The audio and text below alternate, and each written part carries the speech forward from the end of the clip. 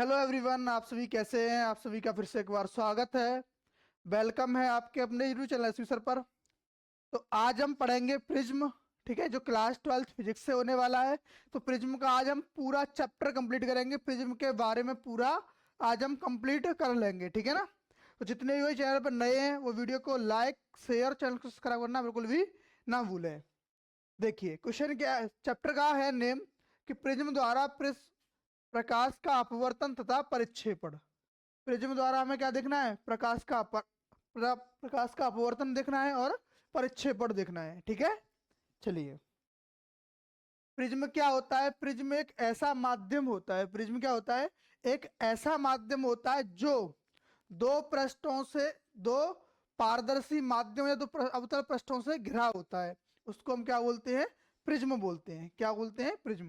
Prism क्या होता है? दो अपवर्तक पृष्ठों से घिरी आकृति को प्रिज्म कहते हैं। लेकिन वो कैसे होने चाहिए? वो एकदम पारदर्शी होनी चाहिए, समांग और पारदर्शी। ठीक है, दो समांग और पारदर्शी अपवर्तक पृष्ठों से घिरी आकृति को हम क्या बोलते हैं? प्रिज्म बोलते हैं। कुछ इसमें देख लेते हैं, ये दूसरी डेफिनेशन है। प्रिज्म एक ऐसा समांग पारदर्शी माध्यम होता है जो किसी कोण पर झुके दो समतल पृष्ठों से घिरा होता है। ये केला लेके मिस हो गया इसमें। क्या है यहाँ पे? दो पृष्ठों से घिरा होता है। ठीक है, क्या होता है? दो पृष्ठों से घिरा होता है, उसको हम क्या बोलते हैं? प्रिज्म बोलते हैं। और इन पृष्ठों को हम क्या बोलते हैं? अपवर्तक पृष्ठ बोलते हैं। क्या बोलते हैं? अपवर्तक पृष्ठ बोलते हैं। ठीक है ना, क्या बोलते हैं इसको हम? अपवर्तक पृष्ठ। किसको?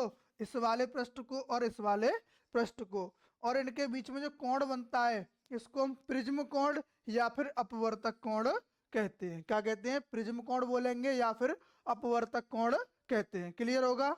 चलिए नेक्स्ट, प्रिज्म द्वारा प्रकाश का अपवर्तन। देखो क्या होता है, ये एक हमारे पास कोई प्रिज्म है। क्या है? प्रिज्म है। ठीक है, क्या है ये? प्रिज्म है। माना एक प्रिज्म। ठीक है, इस पे क्या है कि कोई प्रकाश किरण, माना कोई श्वेत प्रकाश। कैसे लिखना है मैं आपको बता रहा हूं कि प्रिज्म द्वारा प्रकाश का अपवर्तन किस तरीके से होता है। तो क्या देखोगे, पहले कोई प्रकाश किरण ऐसे पहले पृष्ठ पर आपतित होती है और वह पहले पृष्ठ से टकराकर आधार के समांतर हो जाती है तथा दूसरे पृष्ठ से टकराकर आधार की ओर झुक जाती है। इस घटना को हम क्या बोलते हैं? प्रिज्म द्वारा प्रकाश का अपवर्तन कहते हैं। ठीक है, क्या लिखोगे? जब कोई श्वेत प्रकाश किरण, क्या? जब कोई श्वेत प्रकाश किरण किसी प्रिज्म पर आपतित होती है, जब कोई श्वेत प्रकाश किरण किसी प्रिज्म पर आपतित होती है तो वह पहले पृष्ठ से टकराकर आधार के समांतर हो जाती है। ठीक है, क्या होती है? पहले पृष्ठ से टकराकर आधार के समांतर हो जाती है तथा दूसरे पृष्ठ से टकराकर आधार की ओर झुक जाती है। इस घटना को प्रिज्म द्वारा प्रकाश का अपवर्तन कहते हैं। क्या कहते हैं? प्रिज्म द्वारा प्रकाश का अपवर्तन कहते हैं। क्लियर होगा? चलिए इसको लिख तो लोगे। अगर मैं आपको तेज लग रहा हूँ, तेजी से बोल रहा हूँ, तो आपका करना वीडियो को पॉज कर करके आराम से उसको लिख लेना। क्या बोला मैंने? दोबारा से एक बार रिवाइज कर लेते हैं कि जब कोई श्वेत प्रकाश किरण किसी प्रिज्म पर आपतित होती है तो वह प्रिज्म के पहले पृष्ठ से टकराकर आधार के समांतर हो जाती है और दूसरे पृष्ठ से टकराकर आधार की ओर झुक जाती है। इस घटना को प्रिज्म द्वारा प्रकाश का अपवर्तन कहते हैं। क्लियर? चलिए आगे क्या है? आपतन कोण तथा विचलन कोण के बीच वक्र तथा अल्पतम विचलन कोण को हम ज्ञात करेंगे। तो सेम जो भी मैंने फिगर बनाया था उसी फिगर की हेल्प से हम इसको तैयार करेंगे। कैसे? देखो सपोज करो हमारे पास क्या है कि प्रिज्म प्रिज्म है। क्या है? प्रिज्म है। ठीक है, इस पर कोई प्रकाश किरण इस तरीके से आपतित हो रही है और वह मुख्य अक्ष के समांतर होते हुए आधार की ओर झुक जाती है। ठीक है ना, तो हम क्या करेंगे? पहले इस पर एक अविलंब ड्रॉ कर देते हैं। क्या करते हैं? अविलंब ड्रॉ कर देते हैं। ठीक है ना, ये हमने दो अविलंब ड्रॉ कर दिए। ठीक है, इस तरीके से क्या किया हमने? दो अविलंब को ड्रॉ कर दिया और इन लाइनों को हमने क्या किया? थोड़ा सा आगे की तरफ बढ़ा दिया। क्या कर दिया? आगे की ओर बढ़ा दिया।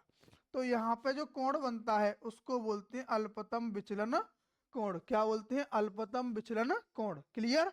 और इसको क्या बोलते हैं हम, प्रिज्म कोण या अपवर्तक कोण। क्या बोलते हैं, प्रिज्म कोण या अपवर्तक कोण।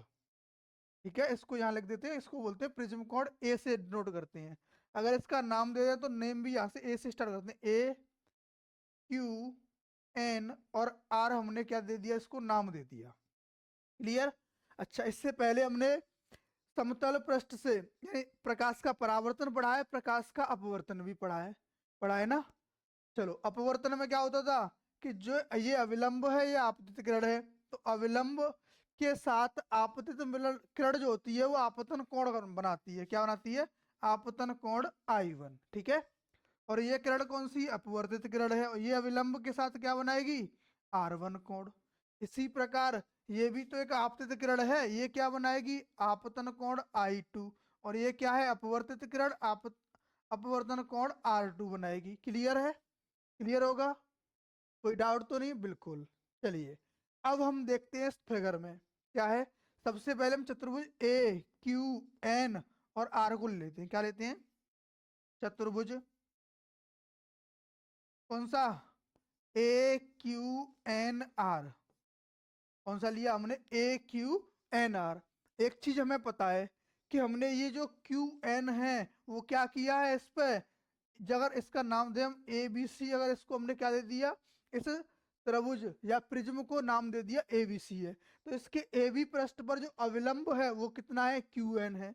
कितना है, क्यू एन है। कितना, क्यू एन अविलंब है, तो ये पूरा जो कोण होगा वो कितना होगा, 90 डिग्री का होगा। क्लियर है, कितना होगा, 90 डिग्री का होगा, क्योंकि अविलंब ये इस पर डला हुआ है। तो हम इसको अगर नाम दे दें क्या, इस पूरे पृष्ठ को, किसको, इस वाले पृष्ठ को ए क्यू एन वाले एंगल में। ठीक है ना। तो एक तो ये वाला पॉइंट लग रहा है हमें, कौन सा, A Q R, angle A Q R plus angle R1 को और जोड़ दें, कौन सा, ए क्यू एन पूरा 90 डिग्री का होगा, क्योंकि ए भी एक पृष्ठ है। ठीक है, समतल पृष्ठ है, उस पर अविलंब डला है कौन सा, क्यू एन। तो ये पूरा कितना बन जाएगा, 90 डिग्री कोण बनेगा। इसी प्रकार और ये क्यू एन आर है वो भी क्या है, AC साइड पर अविलंब है, तो ये पूरा भी कोण कितना होगा, 90 डिग्री का होगा। क्लियर है।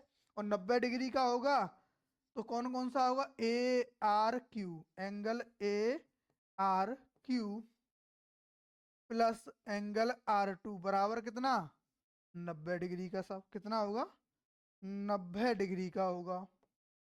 क्लियर, कितना होगा, 90 डिग्री का होगा। चलो सब मान लिया हमने।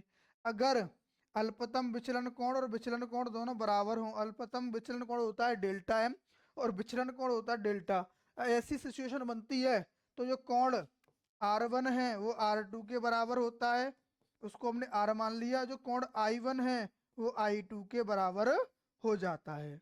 तो दोनों को क्या बन जाएंगे, ये R बन जाएगा, ये I बन जाएगा। अगर R1 R2 आपस में बराबर हो गए तो वो क्या हो जाएंगे, कट जाएंगे। क्या हो जाएंगे, कट जाएंगे। और कट जाएंगे तो क्या रहेगा, कोण ए क्यू आर, कौन सा, कोण ए क्यू आर जो रहेगा वो किसके बराबर हो जाएगा, कोण ए आर क्यू के बराबर हो जाएगा। किसके बराबर हो जाएगा, ए आर क्यू के बराबर हो जाएगा। क्लियर है। चलिए अच्छा जी, और क्या दिख रहा है हमें, और हमें दिख रहा है कि साहब अगर हम इस त्रिभुज की बात कर लें, किसकी, अगर इस पॉइंट को मैं एम नाम दे दूं, क्या दे दूं, एम नाम दे दूं, तो त्रिभुज एम क्यू और आर में, क्योंकि हमें डेल्टा का मान निकालना पड़ेगा और इसमें डेल्टा क्या है, बहिष्कोण है। क्या है, बहिष्कोण है। ठीक है ना। तो अब किसकी बात करेंगे हम, त्रिभुज एम क्यू आर में, किसमें, एम क्यू आर में। एम क्यू आर में क्या मिलेगा, डेल्टा जो है क्या है, बहिष्कोण है। और बहिष्कोण किसके बराबर होता है, अंदर में जो दूर के कोण होते हैं उनके कोणों के योग के बराबर हो जाता है। तो angle M, angle M Q R, angle M Q R plus angle M R Q, इन दोनों के क्या होगा, जोड़ के बराबर रहेगा। क्लियर। चलो जी, यहां तक इसको हमने इक्वेशन नंबर फर्स्ट दे दिया। ठीक है, क्योंकि हमें एम क्यू आर और M Q M R Q का मान नहीं पता, लेकिन हम निकाल भी सकते हैं इनके मानों को। कैसे निकालेंगे, पहले मान निकाल के दिखा देता हूं मैं आपको। जो एंगल एम क्यू आर का मान निकलेगा वो कैसे निकलेगा, क्योंकि ये जो कोण है कौन सा, ये वाला कोण और ये वाला कोण दोनों कैसे होंगे, बराबर होंगे। क्यों, क्योंकि ये कोण शीर्षाभिमुख कोण है। कैसे हैं, शीर्षाभिमुख कोण। जब दो लाइनें एक दूसरे को इस तरीके से काटती हैं तो उनके सामने के कोण आपस में कैसे होते हैं, बराबर। उनको बोलते हैं शीर्षाभिमुख कोण। क्लियर है, क्लियर होगा। चलिए जी, तो ये पूरा कोण कितना हो जाएगा, I1। कितना होगा, I1। और लेकिन हमें तो निकालना भाई साहब ये वाला कोण था, और ये पूरा I1 है, तो I1 में से हम क्या करेंगे, R1 को माइनस कर देंगे। तो हमें क्या मिल जाएगा, एंगल एम क्यू आर। इसी प्रकार एंगल एम आर क्यू को निकालेंगे, तो यहाँ पे क्या होगा, ये पूरा कोण I2 होगा, और I2 में से हम क्या कर देंगे, R2 को माइनस कर देंगे। क्या करेंगे, R2 को माइनस कर देंगे। क्लियर। तो इन मानों को हम इसमें रख देते हैं। तो डेल्टा बराबर angle I1 minus angle R1 plus angle R2 minus, sorry यहाँ I2 आएगा माइनस एंगल R2 होगा। तो हम डेल्टा I1 और I2 को प्लस 7 लिख लें। I1 और I2 को क्या लिख दिया, 7 में लिख दिया। इन दोनों में से माइनस कॉमन लिया, angle R1 plus angle R2 रख दिया। इसको हमने समीकरण नंबर फर्स्ट मान लिया। ठीक है ना, क्या मान लिया, समीकरण नंबर फर्स्ट। अच्छा जी, अब त्रिभुज दूसरा ले लेते हैं हम। कौन सा त्रिभुज ले लें साहब, अब इस त्रिभुज को ले लेते हैं, नीचे वाले को, क्यू एन आर। त्रिभुज क्यू एन आर में, किसमें, क्यू एन आर में। क्यू एन आर में क्या होगा कि त्रिभुज के तीनों अंत कोणों का योगफल कितना होता है, 180 डिग्री होता है। कितना होता है, 180 डिग्री। तो कोण R1 प्लस कोण R2 बराबर कोण, सॉरी, प्लस कोण क्यू एन आर बराबर कितना होगा, 180 डिग्री होगा। कितना होगा, 180 डिग्री का। कौन सा, क्यू एन आर, और R1 और R2 इन सब का सम हो जाएगा। चलो जी, अच्छा अब क्या करें साहब, हम यहाँ से R1 plus R2, R1 plus R2 plus Q N R का मान कहीं निकाला हमने, क्यू एन आर का मान कहीं नहीं निकाला है, कहीं निकाला है क्यू एन आर का मान,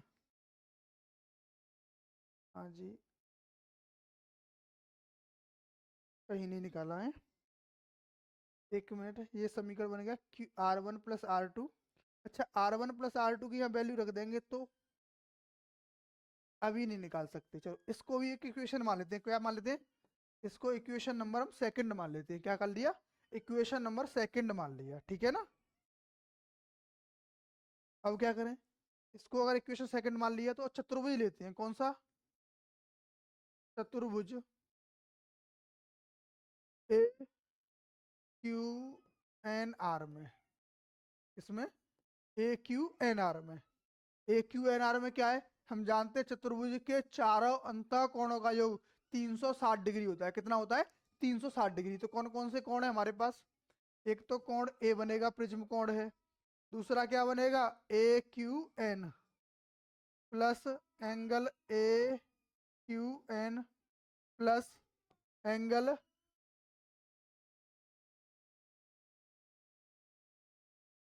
फिर क्या आएगा, Q N R, angle Q N R plus angle A R N, A R N बराबर कितना होगा, 360 डिग्री का। कितना होगा, 360 डिग्री का। क्लियर। अच्छा जी, और क्या दिख रहा है हमें, एक तो ए क्यू एन और A R N, A R N, A R N कितना होगा, ए आर एन कहीं दिख रहा है, Q N R A R N, A Q R, A Q R, A Q N, A Q N. अच्छा, A Q N भी मैंने देखा था, क्या था कि ये पूरा 90 डिग्री का था, ए क्यू एन। क्यों, क्योंकि क्यू एन क्या था, इस पर 90 डिग्री का कोण बना रहा था। क्या बना रहा है, क्योंकि क्यू एन क्या है, AC भुजा पे लंब है, तो ये पूरा कितना हो जाएगा, 90 डिग्री का कोण बनाएगा, ठीक है ना। तो हम क्या करेंगे, angle A plus 90 plus angle Q N R plus 90 बराबर कितना, 360। तो क्या करेंगे, 90 90 कितना हो गया, 180 डिग्री। चलो जी, angle A plus angle Q N R बराबर 360 माइनस 180। क्या किया, 90 और 90 कितना हो गया, 180, और 180 को पक्षांतर करके माइनस कर देंगे। अच्छा जी, angle A plus angle Q N R बराबर कितना बचा, 180। इसको समीकरण नंबर कौन सा मान लें, हम तीसरा मान लेते हैं। किसना, तीसरा। अब एक ध्यान दो, समीकरण कौन सा, 2 और समीकरण 3 में कुछ चीजें दिख रही हैं कि angle A plus Q N R, angle R one plus R two plus angle Q N R बराबर कितना, 180 बराबर है। अगर इन दोनों की तुलना कर दें तो जो कोण ए है वो R one plus R two के बराबर हो जाएगा। क्या होगा, समीकरण सेकंड व थर्ड से, किससे, सेकंड व थर्ड से कोण ए बराबर क्या होगा, I one plus I two के बराबर हो जाएगा। क्लियर है। अच्छा जी, नया पेज लेते हैं एक, उसमें क्या देखेंगे कि एक इक्वेशन था यहाँ पे, समीकरण number first R one plus R two, वो किसके बराबर हो गया, कोण ए के बराबर हो गया। किसके बराबर हो गया, कोण ए के। तो डेल्टा, डेल्टा बराबर क्या होगा, angle I one plus angle I two बराबर, सॉरी माइनस कितना हो जाएगा, ए क्यों आ गया, ए कहाँ पे आया है, R one plus R two की जगह पर, क्योंकि एंगल ए बराबर क्या था, अच्छा यहाँ I one plus I two कर दिया है, sorry R one R two आएगा यहाँ पे, क्या आएगा यहाँ पे, angle R one plus angle R two. Clear, क्योंकि इसकी इससे तुलना कर दी है, ठीक है ना। तो ये हो गया इसके बराबर। अगर डेल्टा और डेल्टा एम आपस में बराबर होते हैं तो एक सिचुएशन बताई थी मैंने आपको, क्या कि आई वन जो है आई टू के बराबर होगा तो कितना हो जाएगा, आई हो जाएगा। कितना हो जाएगा, आई हो जाएगा। इसी कंडीशन से क्या करेंगे हम, आई वन और आई टू को बराबर रख देंगे। तो यहाँ पे क्या बनेगा, आई वन प्लस आई वन यानी 2i1 हो जाएगा, और माइनस का कितना बचेगा, माइनस यहाँ पे कितना होगा, 2i माइनस ए।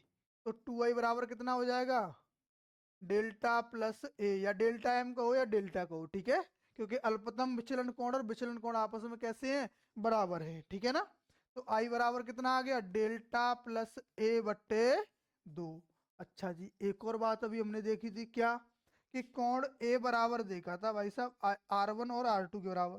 क्या था, R one plus R two के बराबर। अगर ये भी दोनों बराबर हैं, कब, जब अल्पतम विचलन कोण लिया है। तो ए बराबर क्या मिलेगा, 2r।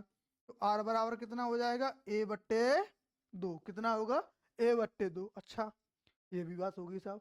हमने अपवर्तन के सूत्र से एक नियम पढ़ा था, क्या पढ़ा था, स्नेल का नियम। क्या पढ़ा था, स्नेल का नियम। क्या होता है, साइन आई बट्टे साइन आर बराबर क्या होता, अपवर्तनांक n के बराबर था। बात सही है, बिल्कुल सही है साहब। तो n बराबर क्या होगा, साइन आई की वैल्यू कितनी है, delta A plus, delta plus ए बट्टे 2, और बट्टे आर की वैल्यू कितनी है, ए बट्टे 2। तो यही क्या होता है, अपवर्तन के लिए सूत्र होता है। लेकिन एक और कंडीशन बनती है, अगर पतला प्रिज्म हो, कैसा हो, पतले प्रिज्म के लिए, पतले प्रिज्म के लिए, अच्छा पतला प्रिज्म होगा तो क्या होगा, यानी उसके साथ कोण कैसे बनेंगे, बहुत छोटे बनेंगे।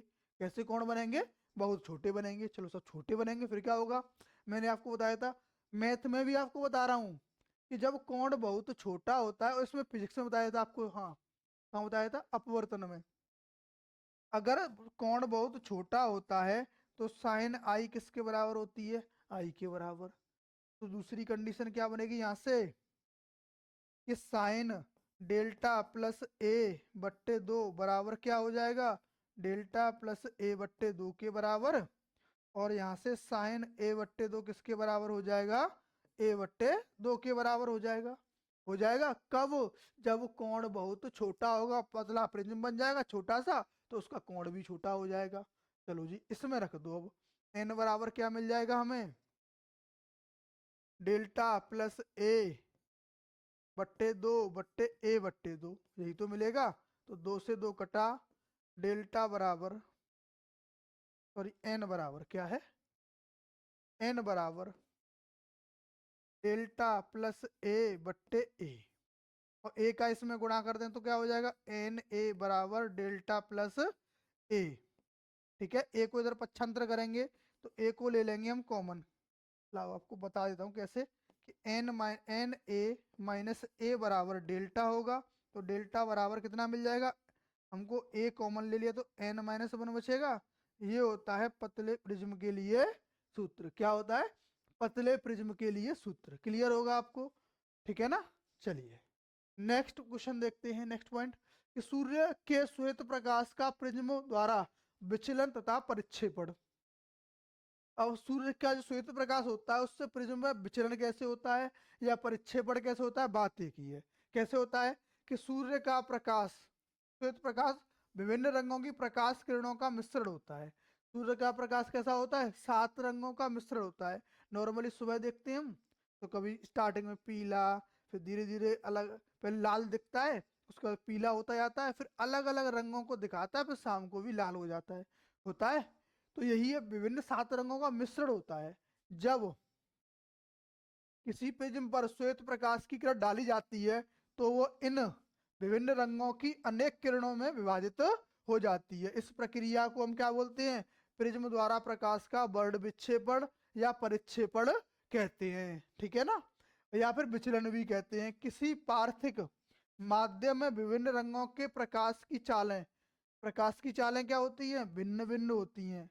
अलग अलग माध्यम होंगे तो अलग अलग माध्यम में प्रकाश की चाल क्या होती है, अलग अलग होती है। जैसे कांच में बैंगनी प्रकाश की चाल सबसे कम तथा लाल रंग की प्रकाश की चाल सबसे अधिक होती है। ठीक है, इसी कारण कांच का अपवर्तनांक बैंगनी रंग के प्रकाश के लिए सबसे अधिक होता है और लाल रंग के प्रकाश के लिए कैसा होता है, सबसे कम होता है। ठीक है ना, क्या होता है, परिक्षेपण होता कैसे है कि सूर्य के अंदर विभिन्न रंगों के प्रकाश उपलब्ध होते हैं।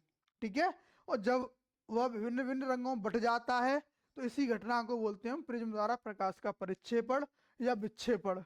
ठीक है ना, या विचलन भी बोल देते हैं। अब कांच के लिए बैंगनी रंग, कांच में बैंगनी रंग की प्रकाश किरण, जो बैंगनी रंग का जो प्रकाश होता है उसकी चाल सबसे कम होती है और लाल रंग के लिए सबसे ज्यादा होती है। ठीक है ना। चलिए अब नेक्स्ट पॉइंट क्या है, कोणीय परिक्षेपण। और क्या है, परिक्षेपण। अच्छा एक पॉइंट और रह गया, क्या रह गया इसमें, क्या था, आपतन कोण, अपवर्तन कोण, वक्र अल्पतन विचलन कोण। ठीक है, अपवर्तन हो गया। अच्छा अपवर्तन के बाद एक और चीज होती है कि जो प्रकाश जो हमारा विभिन्न 7 रंगों में बट जाता है, कैसे होता है, विभिन्न 7 रंगों में बट जाता है। ठीक है, 1 2 3 4 5 6 और 7 रंगों में बट जाता है। इसका क्रम क्या होता है, विविज्योर, BIBGYOR होता है।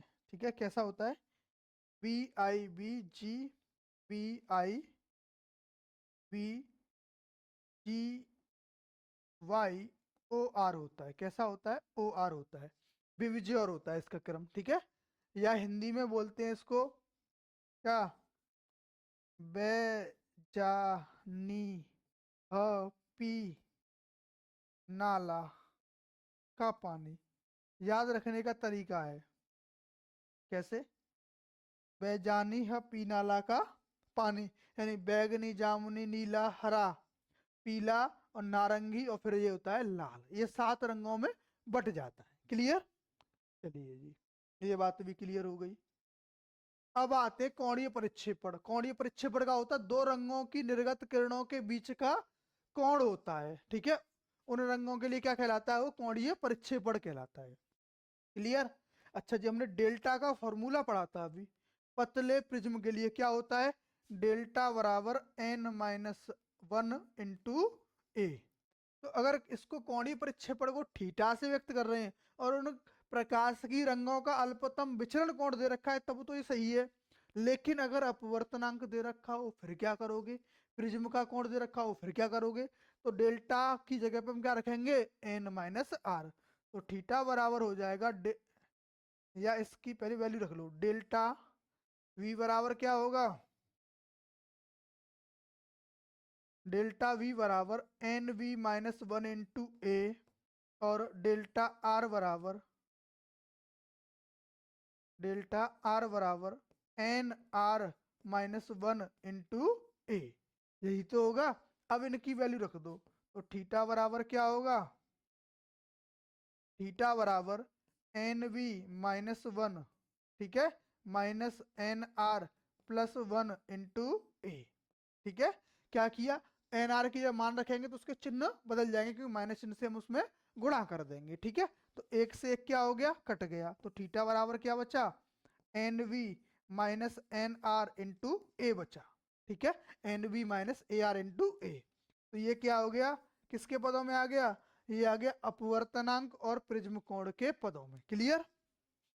चलिए नेक्स्ट देखते हैं, किसी प्रिज्म की बड़ विक्षेपण क्षमता, ठीक है, या परिक्षेपण क्षमता क्या होती है, कि जब सूर्य का जो श्वेत प्रकाश होता है वो पतले प्रिज्म से गुजरता है तो बैंगनी तथा लाल रंगों की निर्गत किरणों के बीच उत्पन्न कोणीय परिक्षेपण तथा मध्यवर्ती पीले रंग की किरण के लिए विचरण कोण के अनुपात को हम क्या बोलते हैं, पदार्थ का बड़ विक्षेपण क्षमता कहते हैं। इसे किससे व्यक्त करते हैं, ओमेगा से व्यक्त करते हैं। ओमेगा क्या है, ग्रीक शब्द है, इसको इस तरीके से बनाया जाता है, डब्लू की तरह थोड़ा टेढ़ा कर दिया जाता है, ठीक है ना। क्लियर। चलिए अब डब्लू बराबर ओमेगा बराबर क्या होता है, delta V minus delta R upon delta Y minus one. अच्छा, इससे पहले हमने एक चीज पढ़ी थी, क्या पढ़ी थी, कि जब हमें विचलन कोण दे रखा है तो n minus one into delta लिखा जाता है। क्या लिखा जाता है, n minus one into delta. लेकिन अब जैसा कलर होगा उसी रंग की क्या होगा, उसका अपवर्तनांक भी होगा। तो हम इसी जगह पे इनके मान रख देंगे। ओमेगा बराबर क्या मिल जाएगा हमें, एन वी माइनस, या एक और काम कर सकते हैं, क्या कर सकते हैं, कि हमें N V minus N R, so delta V minus delta R की जगह पे क्या रख सकते हैं, N V minus N R, और इनटू में ए क्या रख देंगे इसकी जगह पर, N V minus N R into में क्या रखेंगे ए, और बट्टे में इसकी जगह पे क्या रख देंगे हम, N Y minus one into A, और ए से ए कट जाएगा। तो ओमेगा का मान कितना आ जाएगा, ओमेगा बराबर कितना आएगा, N V minus N R बट्टे एन वाई माइनस वन के बराबर, कितना, N V minus N R बट्टे एन वाई माइनस वन के बराबर आ जाएगा। क्लियर हो गया। तो हमें कोणीय परिक्षेपण क्षमता भी निकाल ली। तो आज ये टॉपिक कंप्लीट हो गया। प्रिज्म वाला चैप्टर क्या है, कंप्लीट, बहुत छोटा सा टॉपिक है लेकिन इंटरेस्टिंग था, ठीक है ना। क्लियर होगा आप सभी को। तो जो भी भाई नए हैं चैनल पे वो चैनल सब्सक्राइब कर लें, वीडियो को लाइक शेयर करना बिल्कुल भी ना भूलें, और लाइक भर भर के दें। जय हिंद जय भारत।